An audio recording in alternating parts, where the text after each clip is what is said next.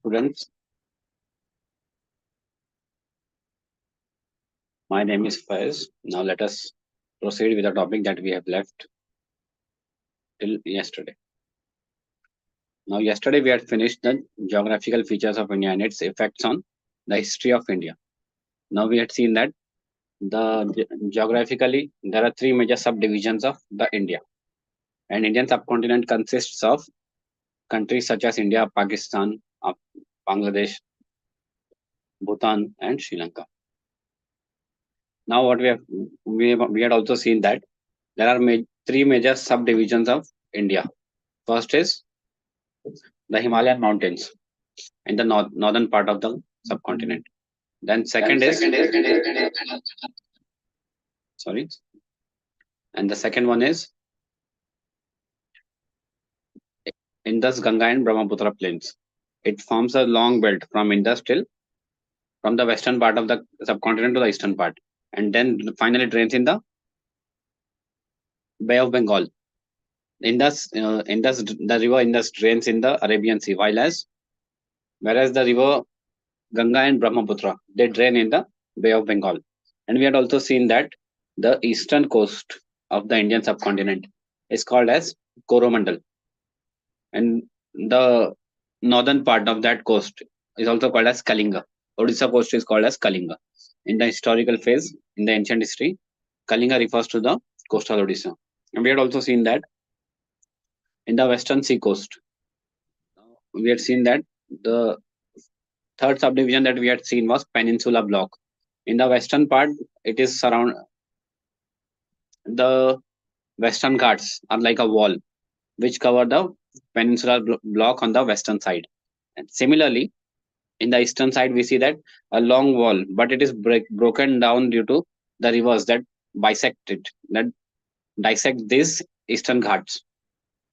And we had seen that the highest peak in the western Ghats was Anaimudi. And also we had seen about Vindhyan Mountains. Vindhyan Mountains separate northern India from the southern India. Then we had seen that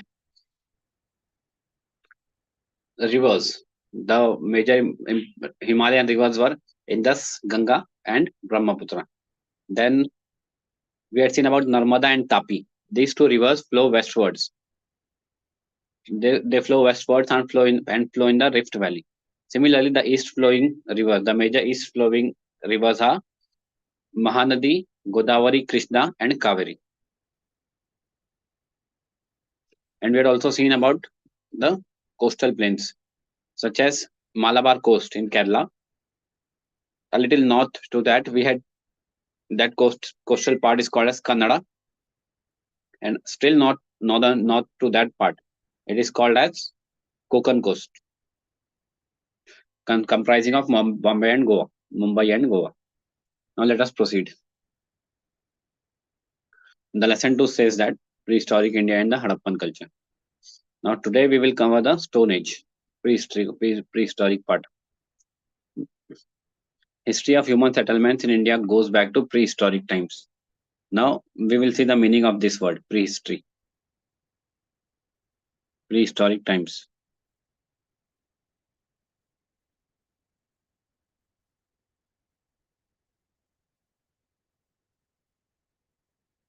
Prehistoric times. No written records are available for the prehistoric period. So prehistory means the phase of history where no written records are available.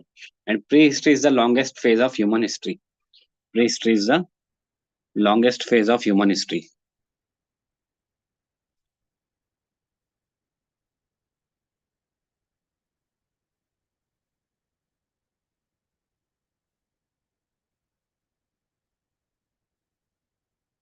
It includes Stone Age.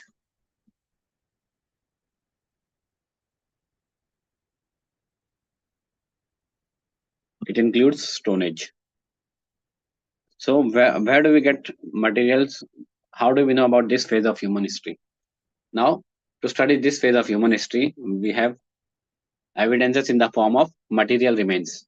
Material remains includes tools that the prehistoric people used or artifacts, the things that they had used and discarded. So, for example, the stone tool. A stone tool. Now, archaeologists they see that they hold us the tool in different angles. For example, this phone, they try to hold it like this. Now this is very difficult to hold. After doing some trial and error, they will see that the tool was held like this and used like this. So this is how the archaeology was used in decoding the historical phase of India. Sorry, prehistorical phase of India. And prehistory is the longest part of human history.